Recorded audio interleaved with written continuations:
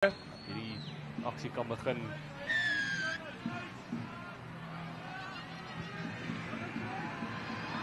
Vlakkerige afskop van die heer Nico Malan. 'n korte weergawe van die lyn staan uitvoer. Tweede van Gere Jordaan wat mooi gevat het. Normaal beweging, skeieregter wat voordeel speel aan Malo, die Wolramme. En nader na die kwartlyn. Raad nie. Dit is Lawrence wat sommer dadelik omdraai en die byna 18 meter reeds verstreke. Maar dan raai die enkele drie Jane Jans van Rensburg wat gedruk het. Ras loop hier. Ruben van Dijk. Mini oorweeg sy opsies. En die diskant is dit Stone wat gil en skree vir die bal en uiteindelik is dit Stone wat hom aan die hande kry en hy trek sy oor 'n plat. Tweede 3 vir Nico Malan en so suurlike duikslag ook deur Regan Stone wat kom werk siek het aan die diskant. And it cost him at the end of the day, but a phenomenal start by the young man, Leighton Lawrence. Na die onder 16 wedstryd 32-25 gewen deur Nico Malan. Hier vir Regan Stone. Van die twee. Hy is oor die dwarslat, weg in 'n skop. Deur Leighton Lawrence om dit 14-0 te maak vir die tuisspan. Johan, we saw on the under 16 the match in the previous game. En dan is dit ook Leighton Mini wat besluit, hy het genoeg gehad van hierdie kragmeting. 2-3 gedruk aan die kant van Nico Malan, Jane Jansen van Rensburg en ook hier op hulle tuisveld wat voorloop met 14 punte teenoor 0. Hoër Landbou Skool Malo van Craddock wat kom besoek af. Line-up ball that they currently getting definitely paying off after this week's hard work. Leighton Lawrence wat 2-2 het met die skopvoet hale toe, 2-3 wat hy verdoel het.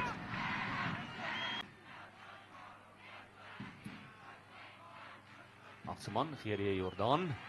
Spasie sien, hy het styl aan sy buitekant en nou is dit die gevaarlike Gian styl die kaptein, die aangaan na die binnekant toe. Baie goed uitgevoer en nou gaan Malo die bal moet los. And Johan, a phenomenal, we see there, it looks like he was tackled just before the line, just before he grabbed the ball, and the referee decided to award a penalty try. And I think there will be a little bit of controversy with that decision, but phenomenal work by the 8th man. Kyk weer na daardie 3, die 8ste man, Gere Jordaan, wat vir Gian Styl gekry het. En ons sal nou sien, daardie binne toe aangee van Styl.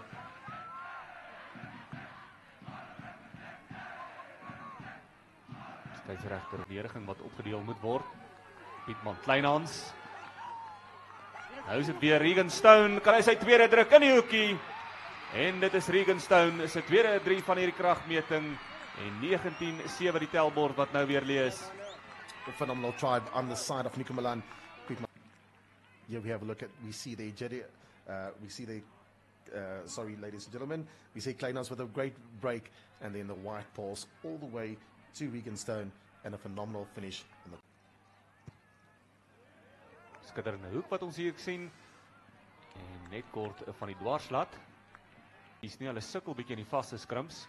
Dik en speel onder die pale. Goeie verdediging aan die kant van Malo, maar dit is tog 'n Waldo Kriege wat homself kan losruk.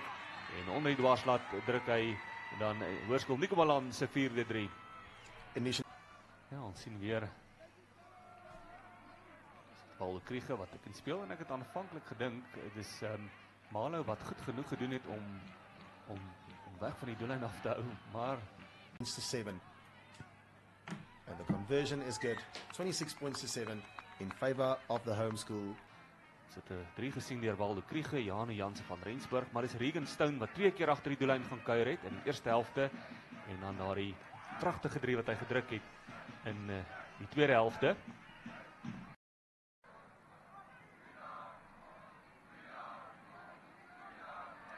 Lawrence, ons speler van die wedstryd.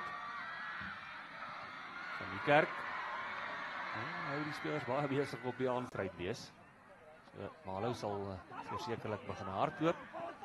En die bal wild weggeslinger oor die kantlyn en dit sal die einde van hierdie wedstryd wees. Dit is die tuisspan Nico Malan wat op die einde van die dag, wil ek sê, gemaklik gewen het. 4-3 gedruk, Kriege, Janse van Rensburg, Regenstone wat 2 gedruk het. Opportunities that they had. Unfortunately, Marla having all the ball possession, having the territory, but their handling letting them down today.